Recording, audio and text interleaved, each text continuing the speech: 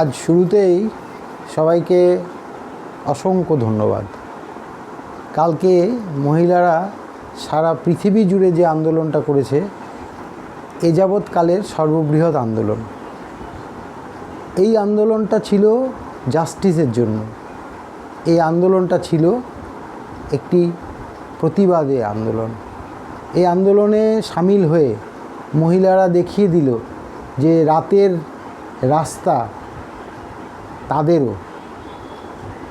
নমস্কার, আমি তুষার ভট্টাচার্য আর আপনারা দেখছেন আমার ছোট্ট ইউটিউব চ্যানেল স্টেট স্পিক্স।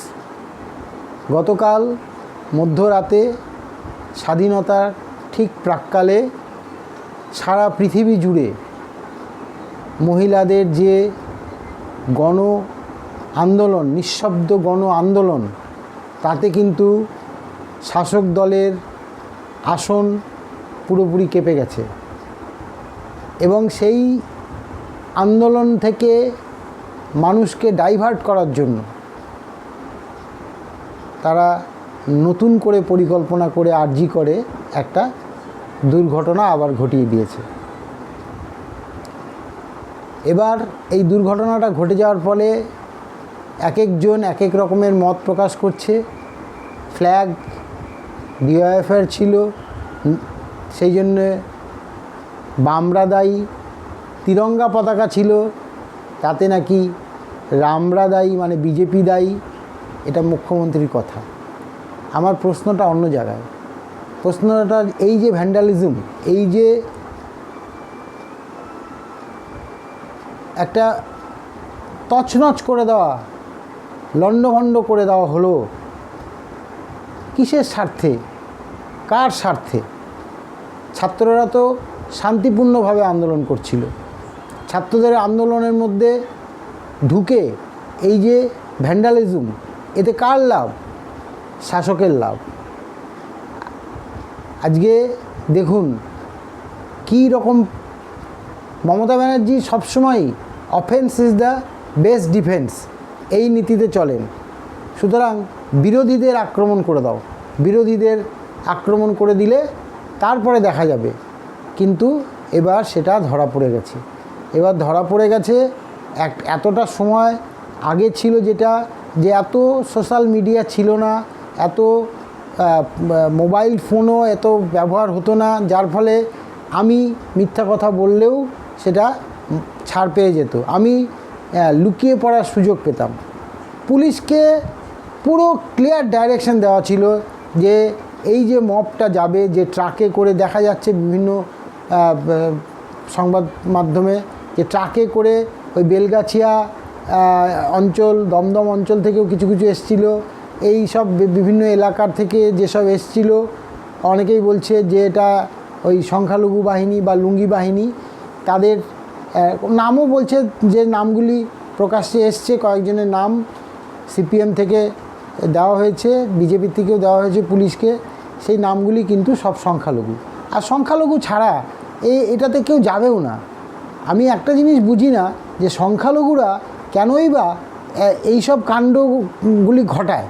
আসলে তাদের শিক্ষার অভাব, তাদেরকে শিক্ষা দেওয়া হয় না, তাদেরকে ভুল বোঝানো হয়। তারা বিজেপির সাথে যেতে চায় না, ভয় পাওয়ানো হয় যে তোমাদেরকে দেশ থেকে বার করে দেওয়া হবে। এই যে সমস্যা, ওরা অ্যাকচুয়ালি, তাছাড়া তো ওরাও তো মানুষ, ওদেরও তো একটা মানবিকতা আছে, কিন্তু ভুল বুঝিয়ে প্রচুর অর্থের লোভ দেখিয়ে বা অর্থ দিয়ে এইসব কাজগুলি করানো হয়। কিন্তু পরবর্তীকালে যখন ধরা পড়ে যায়, তখন কিন্তু তাদের পিতামাতারাই আবার হাহাকার করে। কিন্তু তার আগে এরা কিন্তু কখনোই সেইভাবে শুধরায় না।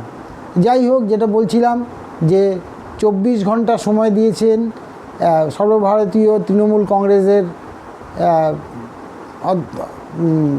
শ্রী অভিষেক বন্দ্যোপাধ্যায়, কিন্তু 24 ঘন্টা হতে আর বেশি বাকি নেই। পুলিশ এখনও ডবল ডিজিটে পৌঁছাতে পারেনি ধরপাকড়ে। এরপরে হয়তো, যেহেতু সোশ্যাল মিডিয়া ছিল, এটা পুরো ফ্লপ শো হয়ে গেছে, পুরো ফ্লপ শো হয়ে গেছে। এই ফ্লপ শোটা টিএমসি এতটা বুঝতে পারেনি এবং মিস্টার বিনীত গোয়েল কালকে দেখবেন একটা অ্যাকশান হচ্ছে, মুভমেন্ট হচ্ছে, বিনীত গোয়েল হেলমেট ছাড়াই চলে আসলো। জানা ছিল যে আমি ওখানে যাব, লোক দেখানোর জন্য যাব, আর যা করার তো হয়েই গেছে। এবং 2 ঘন্টা না 2.5 ঘন্টা পরে উনি এসছেন। এই পুলিশ আবার স্কটল্যান্ড, আমাদের মুখ্যমন্ত্রী বলেন যে স্কটল্যান্ডের পুলিশের, স্কটল্যান্ড ইয়ার্ডের সঙ্গে তুলনা করা হয়। আসলে পুলিশকে তো পুলিশের কাজ করতে দেওয়া হয় না, যার ফলে পুলিশ ওই ধরো লক্ষণ হয়ে থাকে আর কি। তো যাই হোক, এই যে ঘটনাটা, এটা কিন্তু পুরো ধরা পড়ে গেছে টিএমসি যে এটা আর চালানো যাচ্ছে না বাজারে। আর এই যে জনরোষ, জনজাগরণ, এই জনরোষ বা জনজাগরণ যে বা গণ আন্দোলনের রূপ নেবে না, এটা কিন্তু বলা যাচ্ছে না। কারণ এই ঘটনাটা কিন্তু এই গতকাল রাত্রিবেলার যে ভাঙচুরটা হলো আরজি করে, এটাতে কিন্তু মানুষ আরও ক্ষেপে গেছে। মানুষ কিন্তু এবার অন্যরকম দৃষ্টিভঙ্গিতে দেখছে।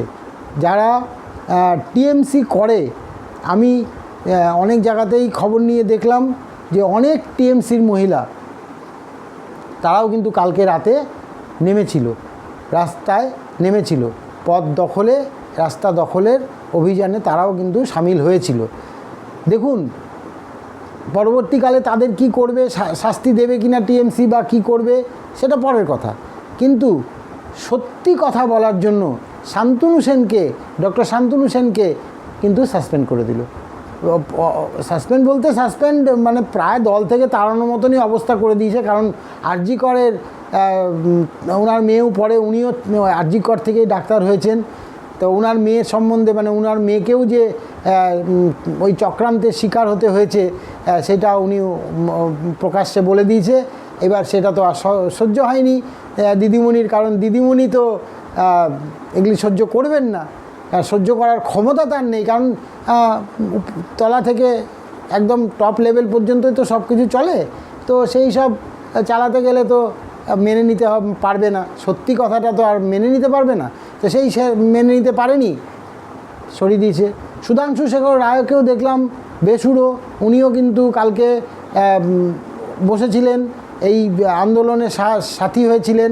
তিনি বলেছেন যে বিবেকের কাছে হার মেনেছি, আমারও মেয়ে আছে, নাতনি আছে, তাদের জন্য আমি এইখানে বসেছি। আমাকে অনেকেই না করলো, যেহেতু আমি পলিটিক্সের সঙ্গে ডাইরেক্ট যুক্ত, সেই জন্য আমি ডাইরেক্টলি যেতে পারছি না বলে আমি এইখানে এই নেতাজি মূর্তি, মনে হয় যতদূর সম্ভব নেতাজি মূর্তির পাদদেশে আমরা কয়েকজন অবস্থান করছি। ভালো কথা। দেখুন, একটা নোবেল কজ যদি থাকে সেইখানে কিন্তু সবাইকে সাপোর্ট করা উচিত। আমিও ছিলাম কালকে, কিন্তু এটা এই নয় যে দলমত নির্বিশেষে কালকে হয়েছে। আমি কোন দল করি সেখানে কেউ জিজ্ঞেসও করেনি বা কোনো রকমে হয়নি। গান হয়েছে, রবীন্দ্রসঙ্গীত হয়েছে, আগুন জ্বালানো হয়েছে, মানে আগুন বলতে ছোট একটা পাত্রের মধ্যে আগুন জ্বালানো হয়েছে, প্রচুর লোক শঙ্খ বাজিয়েছে, মানে সেটা একটা এবং তারপরে যখন বাড়ি ফিরে আসি, বাড়ি ফিরে এসে দেখি যে সারা পৃথিবী জুড়ে চলছে খবর, কিন্তু তখন কিন্তু আর এই খবরটা চাপা পড়ে গেল। এবং চাপা পড়ে যাওয়ার পরে কি হলো, খবর চলে আসলো আরজি কর কাণ্ডে। তখন কিন্তু ভোর 4টে পর্যন্ত দেখলাম আরজি করের তাণ্ডব, বিভিন্ন চ্যানেল ঘুরিয়ে দেখলাম। তো এই যে ভ্যান্ডালিজমটা হলো, এটা কিন্তু মানুষ ধরে ফেলেছে যে এটা টিএমসির একদম ডাইরেক্ট একটা চাল। এই চালটাতে কিন্তু মাত খেয়ে যাবে বলে আমার মনে হচ্ছে টিএমসি। কারণ এই যে জনরোষ, আক্রোশ, এই আক্রোশটা কিন্তু আমার মনে হয় না যে ঠিকঠাক বুঝতে পেরেছেন মাননীয় মুখ্যমন্ত্রী। এবং এটা মনে হয় ওনার ক্ষেত্রে খুব একটা ভালো সাইন মনে হচ্ছে না। যাই হোক, উনি অনেক ডাইনামিক নেত্রী, আমি আগাগোড়াই বলে এসেছি, অনেক ডাইনামিক নেত্রী, কিন্তু সত্যের কাছে পরাজয় হবেই মিথ্যার, এটা তো সত্যি কথাই। তো কলকাতা পুলিশ যে কাণ্ডটি কালকে করেছে সেটারও একটা নিদর্শন হয়ে থেকে গেল। অনেক প্রাক্তন পুলিশ কমিশনার বিভিন্ন ইয়েতে বলেছে যে এই যে ঘটনাটা ঘটেছে এটা অনলি 4 to 5 মিনিটস দরকার ছিল, 4 থেকে 5 মিনিটের মধ্যে এটা শান্ত করে দেওয়া যেত।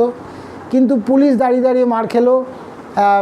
মমতা ব্যানার্জি বলছেন যে তার একজন DCP deputy commissioner of police নাকি অচৈতন্য অবস্থায় পড়েছিলেন। একজন র্যাবকে আমি দেখেছি, একজন র্যাবকে এই মুখে মেরেছে ইটের সেইখান থেকে রক্ত বেরোতে আমি দেখেছি, এটা আমি নিজে চোখে প্রত্যক্ষ করেছি। তো পুলিশ মার খাবে, মার দেবে না? আর আমরা সাধারণ লোক ট্যাক্স দিই, আমাদের সম্পত্তি বাঁচাবে না? পুলিশ দাঁড়িয়ে দাঁড়িয়ে দেখবে?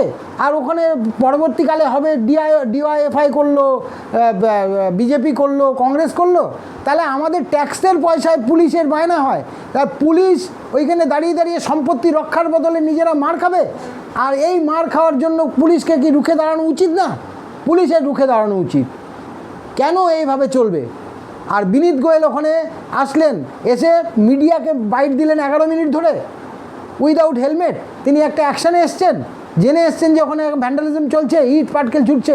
পুলিশকে আমি দেখেছি একটা ইট দুষ্কৃতীদের তরফ থেকে আসার পরে সেই ইটটাকে ভেঙে 2 টুকরা 3 টুকরা করে 2-3 জন নিয়ে সেটাকে ছুঁড়ে মারছে দুষ্কৃতীদের ইয়েতে। এটা কি স্কটল্যান্ডের পুলিশ? এই নিয়ে গর্ব? কিচ্ছু নেই। মমতা ব্যানার্জির আন্ডারে যে যে দপ্তরগুলি আছে শেষ। স্বাস্থ্য দপ্তর শেষ, তার কি অবস্থা।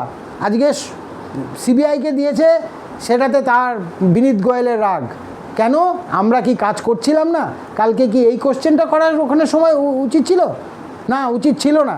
কালকেও যেটা উচিত ছিল সেটা সাথে সাথে এসে লাঠি হাতে নিয়ে চার্জ করা, এবং চার্জ করে বার করে দিয়ে তারপরে বাইট দেওয়া। তাহলে মানুষ বুঝতো যে হ্যাঁ পুলিশ নিরপেক্ষভাবে কাজ করলো। কিন্তু সে কি করলো? উইদাউট হেলমেটে এসে একটা অ্যাকশানে। আমি তো যতটুকু জানি যে পুলিশ একাডেমিতে এদেরকে যে শিক্ষাটা দেখানো, আমি পুলিশ, আমার বাবা পুলিশ ছিলেন, আমি খুব ভালো করে জানি পুলিশদেরকে কী ধরনের ট্রেনিং দেওয়া হয়। এবং উনি তো আইপিএস অফিসার, ওখানে তো আরও কঠিন শিক্ষা দেওয়া হয়। তাদেরকে প্রথম বলা হয় যেটা, যে কোনো অ্যাকশানে গেলে ফুললি ইকুইপড হয়ে যেতে হবে, এবং শুধু তাই না, উইথ হেলমেট তাকে যেতে হবে। দ্বিতীয় হচ্ছে যে সংযম বজায় রাখতে হবে। সে ওখানে গিয়ে বাইট দিচ্ছে, মিডিয়াদেরকে দোষারোপ করছে এবং পুরো অ্যাংরি মেজাজে। Mister Vineet Goel, this is not fair, this is not fair. যেটা আপনি করেছেন এটা সঠিক কাজ করেননি। সাধারণ মানুষের পয়সায়, আমাদের ট্যাক্সের পয়সায় আপনাদের মায়না হয়, এটা মাথায় রাখবেন। সুতরাং যে কাজটি করবেন আগামী দিনে, জানি হয়তো চাপে পড়ে করছেন, কিন্তু সেটাকেও বুদ্ধি দিয়ে কাজগুলি করবেন, এটাই আমার আপনাদের কাছে আবেদন। না হলে পুলিশ কিন্তু এরপরে কিন্তু পুলিশের অবস্থাটা কিন্তু খুব একটা ভালো জায়গায় থাকবে বলে আমি একটা সাধারণ নাগরিক হিসাবে মনে করি। আরেকটা কথা বলছি যে বাংলায় কিন্তু এখনও সত্যিকারের নেতার কিন্তু অভাব। আজকে যদি একটা প্রকৃত নেতা, কোনো দলের নেতা নেই, প্রকৃত নেতা থাকতো না, তাহলে একটা নতুন দল এই সময় তৈরি হয়ে যেত, এবং এই দলটা, নতুন দলটাই কিন্তু আগামী দিনে পশ্চিমবঙ্গে রাজত্ব করতে পারত। কিন্তু মানুষ বামকেও বিশ্বাস করছে না, বিজেপিকেও বিশ্বাস করছে না, কারণ নেতার অভাব। আমি এটা আগাগোড়াই বলে আসছি। সুতরাং নেতার অভাবের জন্যই আজকে আমাদের মাননীয় মুখ্যমন্ত্রী এই অপরচুনিটিটা নিয়ে নিচ্ছে, এবং আগামী দিনেও নিতে থাকবে। ইনাকে ভোট দিয়ে সরাতে পারবেন না আপনারা, কেউ পারবেন না, কারণ এনার স্ট্র্যাটেজি আলাদা। ভোট করতে দেবে না, একটা সংখ্যক ভোট সম্পূর্ণ পাবে। সুতরাং এনাকে, এই টিএমসিকে ভোট দিয়ে সরানো সম্ভব নয়। যাই হোক, আমার মনে হয় যে এই যে আন্দোলনটা, এই আন্দোলনটা হয়তো পরবর্তীকালে ইনাদের সমস্তই দফা যেগুলি করেছেন সেই দফাগুলিকে হয়তো মেনে নেবেন সাময়িকভাবে, আন্দোলনটাও প্রত্যাহার হয়ে যাবে, আর কিছুই হবে না। নানা রকম অডিও ভিজুয়াল আমরা দেখতে, অডিও যেমন আসছে ভিজুয়ালও তেমন আমরা পাচ্ছি, দেখতে পাচ্ছি নানা রকম কর্মকাণ্ড, যেসব অসামাজিক কাজকর্ম মেডিকেল কলেজগুলিতে হয় বা হচ্ছে, তার অনেক কিছু চিত্র এখন উঠে আসছে। সুতরাং সরকার যে ফেলিওর, সরকারকে এটা বুঝতে হবে যে এভাবে জনসাধারণকে আর বেশি দিন বোকা বানিয়ে রাখা যাবে না। যা হওয়ার হয়ে গেছে, হয় নিজের থেকেই সরে যান, আর না হলে কিন্তু বাঙালি কিন্তু অনেক অনেক অনেক সচেতন। কালকে সেটা তারা বুঝিয়ে দিয়েছে। আগামী দিনটা কি হতে যাচ্ছে আপনি নিজেই বলেছেন যে বাংলাদেশের ভয় আমাকে দেখাবেন না। তো বাংলাদেশের ভয় দেখাবে না, কিন্তু বিবিসি বাংলা কিন্তু একটা কথা বলেছে যে বাংলাদেশের থেকেও ভয়ঙ্কর আন্দোলন, গণ আন্দোলন নিঃশব্দে গতকাল হয়ে গেছে। সুতরাং আমি একটা কথাই বলবো, যত দ্রুত সম্ভব সঠিক তদন্ত করে সিবিআইকে সাহায্য করে এটা সুরাহা করুন, আর মানুষ নারী সুরক্ষা একদম মজবুত করুন। আজকে এই পর্যন্তই। সবাই ভালো থাকবেন, সুস্থ থাকবেন। পশ্চিমবঙ্গের আজকে ভারতবর্ষের স্বাধীনতা দিবস ৭৮তম, কিন্তু পশ্চিমবঙ্গের এই দুঃখজনক কথা বলতে গিয়ে সত্যি স্বাধীনতা দিবসের কথাটা আর বলা হলো না। সেই জন্য মনটাও ভারাক্রান্ত। যে মেয়েটা চলে গেল সে তো আর ফিরে আসবে না, তার বাবা মাকেও নাকি অর্থের লোভ দেখানো হয়েছে। শুধু তাই নয়, ভয়ও দেখানো হয়েছে, শোনা মিডিয়াতে শোনা। এবং তিনি নিজেই নাকি বলেছেন 10 লক্ষ টাকা দিতে চেয়েছিলাম, যদি কিছু করতে চান আপনি মেয়ের নামে করতে পারেন। জানি না এবার তারা নিয়েছেন কিনা বা নেবেন কিনা, মনে হয় নেননি। কিন্তু যা খবর পেলাম যে গতকাল বাবা এবং মা দুজনেই হাইকোর্টে ডিভিশন বেঞ্চে এফিডেভিট করে জানিয়েছেন যে তাদের মেয়ের মৃতদেহ নিয়ে অনেক জটলা করেছে এবং মৃতদেহ দেখতে দেয়নি। 3 ঘন্টা ধরে তাদেরকে অপেক্ষা করিয়েছে, পুলিশ যথেষ্ট হেনস্থা করেছে এবং তারপরে জোরপূর্বকই তার দেহটি জ্বালিয়ে দেওয়া হয়েছে। সেইটা শুনেই কিন্তু মহামান্য আদালত সিবিআইয়ের হাতে মামলাটি তুলে দিয়েছে। তো এইটা অন্য কারো ইয়েতে নয়। আর এই যে নষ্ট করার যে প্রক্রিয়া সেটাও চালুই আছে এখনও। গতকালের ওই সমস্যাটা, সমস্ত কিছু তথ্য লোপাট করা, নষ্ট করা, ভ্যান্ডালিজমটা এই জন্যই করা। আর কি, আপনারা অনেক সচেতন, অনেক সজাগ, আপনারা সবই বোঝেন। আগামী দিন আপনারাই তৈরি করবেন বাংলা কিভাবে চলবে, বাংলা কিভাবে চালাতে হবে। তো সুতরাং আবার একবার আপনাদেরকে ধন্যবাদ জানাই। গতকাল যে আন্দোলনটা আপনারা করেছেন মহিলারা, সেটা সারা পৃথিবীতে এরকম আন্দোলন আর হয়নি। সুতরাং পুনরায় অভিনন্দন জানিয়ে আজকের মতো শেষ করছি। নমস্কার।